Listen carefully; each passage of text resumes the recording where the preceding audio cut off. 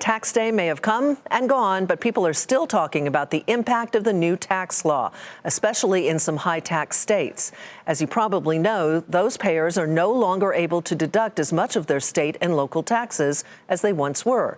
And now some Democratic lawmakers are looking to change that. But as Robert Frank reports, their proposals are putting them in an unusual position. Well, you could call it the bizarro world of tax policy. A wrinkle in the new tax law has led Democrats to fight for lower taxes on the wealthy and Republicans pushing to preserve a tax hike. Democrats in the House and Senate are proposing bills aimed at rolling back the limits on state and local tax deductions. The cap, now at $10,000, has led to big tax increases for top earners in high-tax states like New York, New Jersey, California, and Illinois.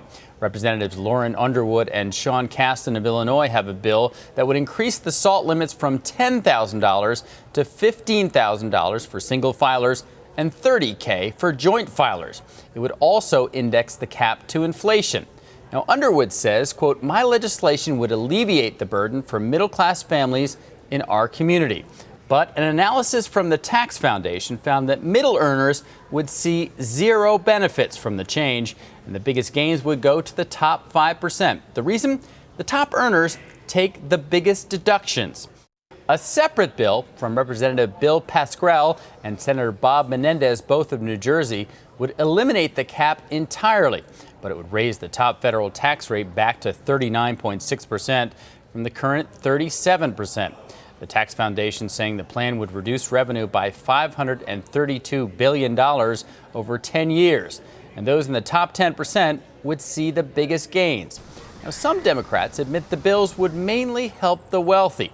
They said the caps unfairly targeted blue states. Parts of the tax bill was politically motivated, and when they were looking for ways to pay for the corporate tax cuts and the estate tax cuts and the other tax cuts benefiting extremely rich people, they singled out blue states, or they hunted for offsets that disproportionately affected people in blue states. Of course, none of these bills have much chance passing a Republican Senate or the president. But one choice for the Democrats, they can just wait, since the cap expires in 2026. For Nightly Business Report, I'm Robert Frank.